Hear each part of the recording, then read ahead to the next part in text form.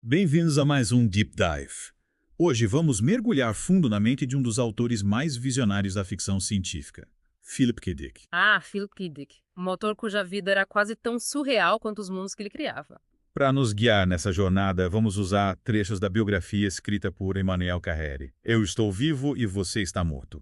Uma viagem à mente de Philip K. Dick. Preparem-se para desvendar as linhas tênues entre a realidade e a ficção, os desafios da saúde mental e a busca por significado em um mundo que, para Dick, parecia cada vez mais instável. É fascinante como a própria trajetória de Dick ecoa as questões que ele explorava em seus livros. Ele não apenas escrevia sobre realidades alternativas e a natureza da percepção.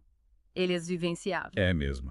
E para começar, você sabia que o jovem Philip K. Dick, no início da carreira, queria ser um escritor tradicional, daqueles que escrevem romances literários, nada de ficção científica, o que o fez mudar de rumo. Bem, a praticidade teve um papel fundamental.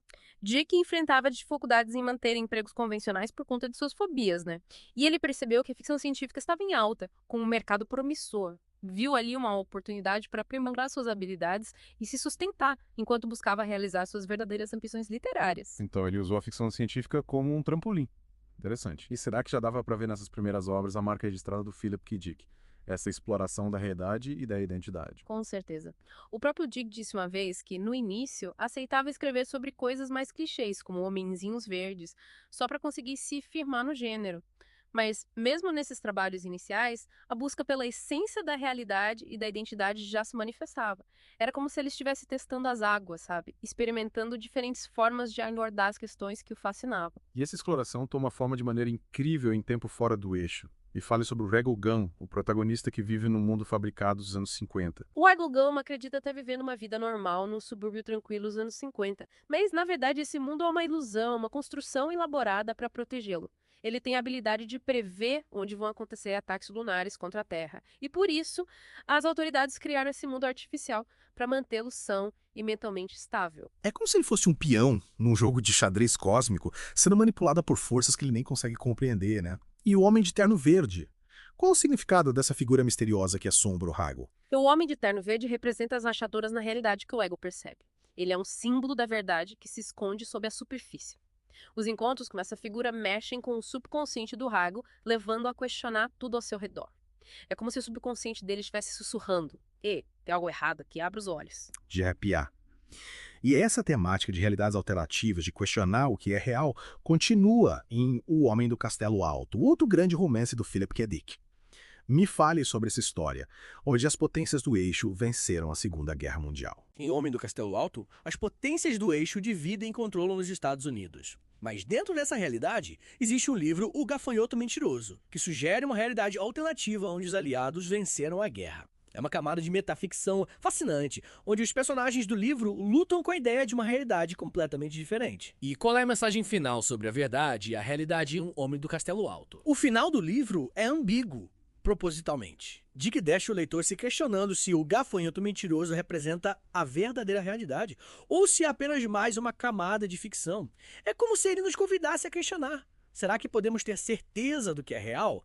Principalmente quando nos deparamos com narrativas e perspectivas conflitantes. Nossa, que loucura. E por falar em explodir a cabeça, Precisamos falar da fascinação de Philip K. Dick por estados alterados de consciência. Ele era fascinado pelo livro As Portas da Percepção, do Aldous Huxley, e pelo potencial das drogas para revelar uma realidade mais profunda. Ele não queria só brincar com a mente dos leitores, ele queria mergulhar de cabeça na mente humana, certo? Exato. Dick experimentou LSD e isso teve um impacto profundo na escrita dele. Seus romances passaram a explorar temas de psicose e realidades alternativas com muito mais profundidade e complexidade.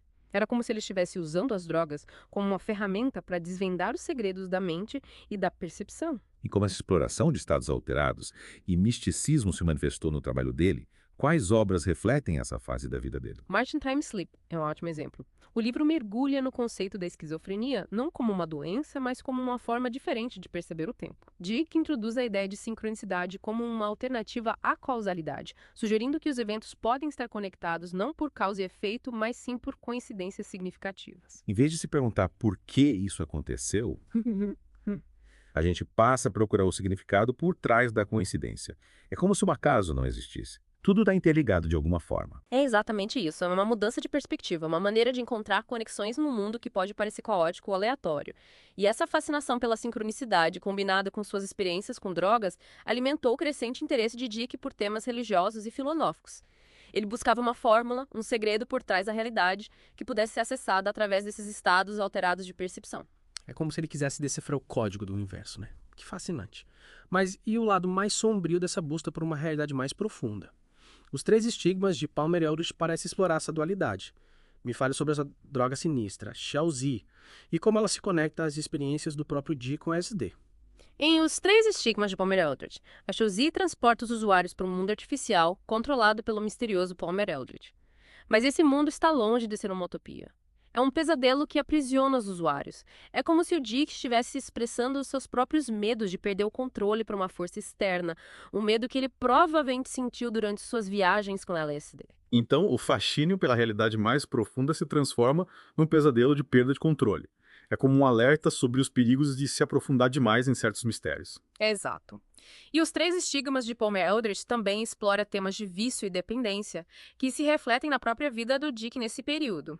A vida pessoal dele era tumultuada, marcada por relacionamentos problemáticos, paranoia e o uso crescente de drogas. É como se a fronteira entre os mundos ficcionais e a realidade estivesse cada vez mais tênue. E esse período conturbado nos leva ao surgimento de Vales. Mas Vales não era só uma entidade fictícia nos livros dele, né? Não, não era. Vales era uma entidade poderosa que o Dick acreditava estar se comunicando com ele através de visões e mensagens. Essa experiência, que aconteceu em 1974, marcou um ponto de virada na vida e na escrita dele. Era como se ele tivesse finalmente encontrado a resposta para suas buscas, mas a um preço muito alto. E aí, preparados para mergulhar de volta na mente complexa e fascinante de Philip K. Dick. Preparadíssimo. No último episódio, a gente explorou os primeiros anos do Dick, sua paixão por realidades alternativas e como as experiências com estados alterados de consciência influenciaram a escrita dele. Vimos que ele não era só um autor de ficção científica, né? Ele estava buscando algo muito mais profundo. Sim, vimos como esses temas tomaram forma em romances como Tempo Fora do Eixo, O Homem do Castelo Alto e Marching Time Sleep. Cada um desses livros é um portal para o universo de ideias. Sem falar no mundo sinistro de Palmer Eldritch e daquela droga alucinante, a Shao-Zi. Com certeza. Mas agora, a gente vai se aprofundar no labirinto da vida do Dick, um período marcado por turbulências pessoais, mas também por avanços criativos incríveis. A gente vai ver como as lutas dele com relacionamentos, vícios e paranoias se entrelaçam com a escrita, culminando no surgimento de Vales e numa exploração ainda mais profunda de temas religiosos e filosóficos. É como se a vida dele estivesse se tornando cada vez mais surreal, né? Um reflexo dos mundos que ele criava. É nesse ponto que a linha entre realidade e ficção se torna ainda mais tênue que Dick, certo? Exatamente. E para nos guiar nesse período, vamos recorrer à biografia do Carrere, Eu Estou Vivo e Você Está Morto. Uma obra que nos permite mergulhar na mente do Dick e entender as forças que moldaram. O Carrere realmente pinta um quadro bem vivo da vida do Dick, na década de 1960, né? Uma década de muita agitação, tanto pessoal quanto social. Uma época em que a experimentação do Dick com LSD se intensificou e a escrita dele refletia essa fascinação crescente pelos estados alterados de consciência e pelo potencial deles de revelar uma realidade mais profunda. É como se estivesse usando a ficção científica para explorar os limites da mente humana. Com certeza. E como a gente sabe, essas explorações tiveram preço. A vida pessoal do Dick era um turbilhão de relacionamentos intensos e turbulência emocional. Um relacionamento que se destaca é o casamento dele com Anne Rubinstein. A Anna, uma figura intrigante. Me fale sobre ela, o que a tornava tão especial para o Dick. Ela era uma mulher brilhante, de personalidade forte. O relacionamento deles era cheio de paixão e muito estimulante intelectualmente, mas também incrivelmente turbulento. Era como se eles estivessem constantemente em órbita um do outro, sabe? Atraídos e repelidos pelas próprias intensidades. Imagina os debates acalorados que eles deviam ter. Mas o que tornava essa dinâmica tão complicada era só a diferença de personalidades. O Dick era um personagem complexo. Apesar da genialidade, ele era profundamente inseguro e lutava com uma necessidade constante de validação. Ele buscava parceiros intelectuais que o desafiassem, e a Anne, com seu doutorado em psicologia e profundo conhecimento de Freud e Jung, com certeza estava à altura do desafio. Então, as conversas deles eram como campos de batalha intelectuais. Incrível. Mas essa disputa constante teve um preço, né? Sim, o relacionamento deles era marcado por altos e baixos intensos, alimentados pela crescente paranoia do Dick, pelo uso de drogas e pela dificuldade dele em manter a estabilidade emocional. A Anne lutava para entender as mudanças de humor repentinas dele, a misoginia e a atmosfera pesada que pervava sobre eles. Era como se a escuridão dos mundos fictícios do Dick estivesse se infiltrando na realidade. Nossa, que situação.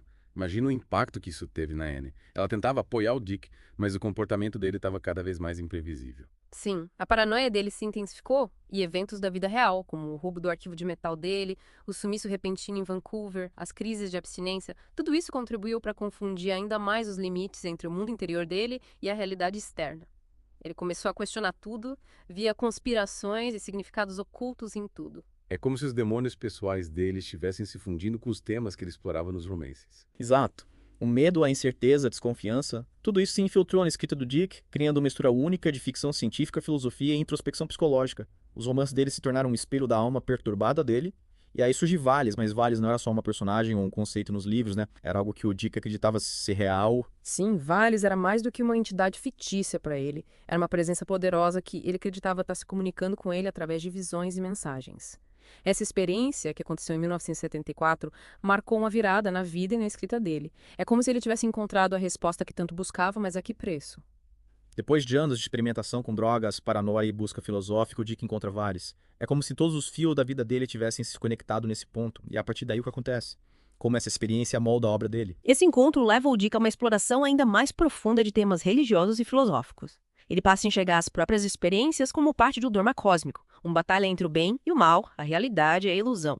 Os romances posteriores dele se tornam ainda mais introspectivos, mais filosóficos, refletindo essa mudança profunda na visão de mundo dele. Que reviravolta! E quais obras refletem essa nova fase do Dick? Ele continua na ficção científica ou muda completamente de rumo? Obras como Ubik e Labirinto de Morte são exemplos perfeitos dessa mudança. Elas não são mais só aventuras de ficção científica.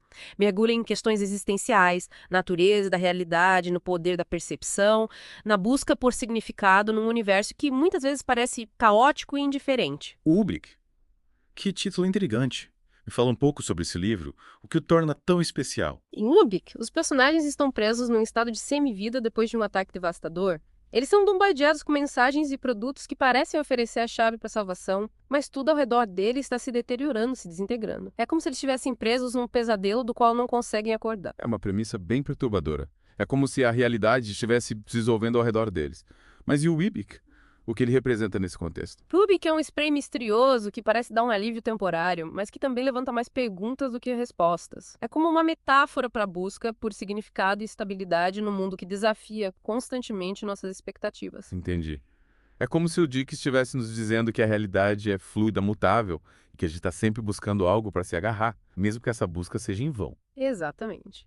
Ubik tinha um símbolo de esperança, mas também um lembrete da natureza efêmera da realidade. É como se o Dick estivesse nos convidando a questionar tudo o que consideramos certo, abraçar a incerteza do mundo. Nossa, é muita coisa para assimilar. E tudo isso enquanto ele ainda lutava com os próprios demônios, né? O relacionamento dele com a Anne já tinha terminado nessa época. Sim, infelizmente, a Anne estava lutando com seus próprios problemas de saúde mental e o Dick, consumido pela paranoia e pelos vícios, não conseguiu dar o apoio que ela precisava. Que triste. É como se a vida pessoal dele estivesse se fragmentando a cada vez mais, refletindo a fragmentação da realidade que ele explorava nos romances. Sem dúvida. É uma fase difícil na vida do Dick, mas também um período de grande criatividade. É como se ele estivesse canalizando toda a dor e a confusão na escrita, criando obras que desafiam as convenções e nos forçam a confrontar as profundezas da mente humana. É nesse ponto que a gente chega a um momento crucial na vida e na obra do Philip K. Dick. Ele se depara com a perda, a solidão e a necessidade de encontrar um novo sentido para a vida. Como ele lida com tudo isso? O que o futuro reserva para esse autor genial e atormentado? A jornada do Dick continua no próximo episódio, onde vamos explorar como ele enfrenta seus demônios internos e busca redenção em meio ao caos. Preparem-se para mergulhar ainda mais fundo na mente de um dos autores mais visionários do século XX. De volta ao Deep Dive. Nossa imersão na mente do Philip K. Dick tem sido uma viagem em tanto, das ambições literárias, a ficção científica, passando pelos relacionamentos, as drogas, o misticismo. Ufa, é muita coisa para digerir. E ainda teve o Valis, né? Aquela entidade que o Dick acreditava estar se comunicando com ele, mandando mensagens, guiando ele numa busca para decifrar a realidade. É como se ele tivesse recebido um chamado para desvendar os mistérios do universo. Pois é como se ele estivesse o tempo todo tentando decodificar a realidade, buscando mensagens ocultas, um significado por trás de tudo. E me explica uma coisa, o que era aquela tal exegese que ele escreveu? Me parece algo bem complexo. A exegese era a tentativa do Dick de explicar as experiências, as visões, as mensagens que ele acreditava que Vale estava mandando para ele. Era uma mistura de filosofia, teologia, reflexões pessoais, até uns conceitos de ficção científica. É como se ele estivesse criando um mapa da própria mente, sabe? E, ao mesmo tempo, um guia para o universo, Ele até sabe? estava criando o próprio sistema filosófico, tentando entender o universo e o lugar dele nele. Isso. Ele buscava uma teoria unificada da realidade, uma teoria que abrangesse as experiências místicas dele, as dúvidas, a compreensão da condição humana. E acreditava que existia uma verdade oculta, uma realidade mais profunda e escondida sob a superfície do que a gente percebe no dia a dia. Uma busca que muitos filósofos e místicos já se dedicaram, né?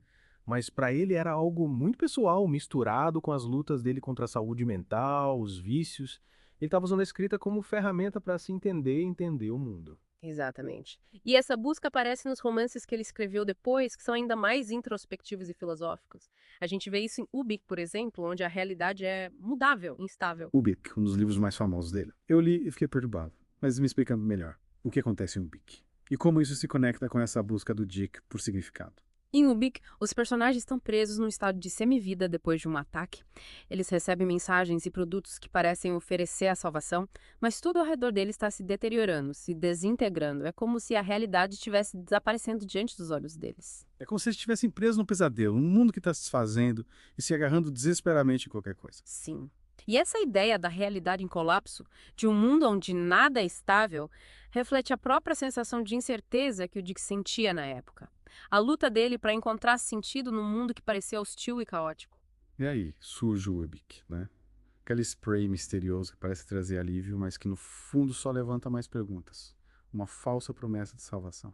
É isso. Ubik é um símbolo de esperança, mas também um lembrete de que a realidade é passageira, fugaz. Uma metáfora para como a gente tenta se agarrar a algo sólido, real, num mundo que desafia nossas expectativas o tempo todo. Então a gente tem esse autor brilhante, mas problemático, lutando com questões filosóficas profundas, enfrentando seus próprios demônios, tentando entender as experiências místicas dele. É uma história fascinante e complexa que nos faz pensar sobre a criatividade, a doença mental, o poder da percepção.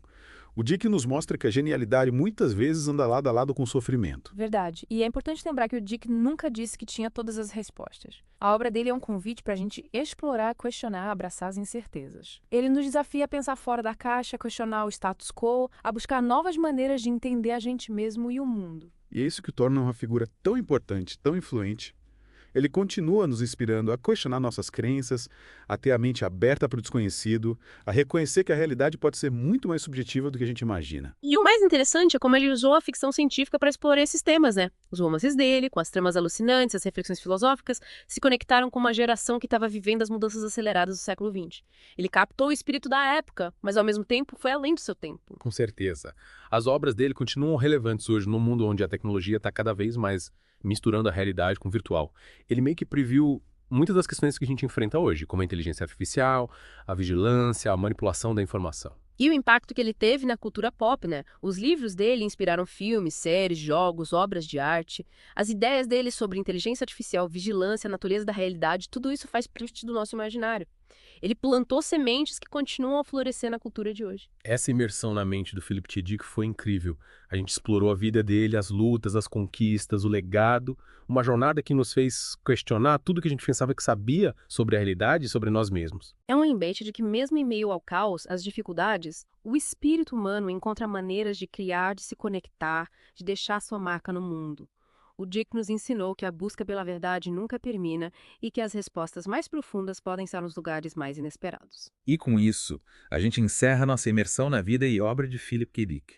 Esperamos que vocês tenham gostado dessa viagem e que tenham saído daqui com uma nova perspectiva sobre a genialidade, as complexidades e a influência duradoura desse autor incrível. Ao longo do dia de hoje, observem o mundo com outros olhos. Questionem, explorem, lembrem-se que às vezes as verdades mais profundas se escondem nos lugares mais estranhos. Obrigado por mergulharem com a gente no Deep Dive. Até a próxima. Continuem explorando, questionando e mergulhando fundo.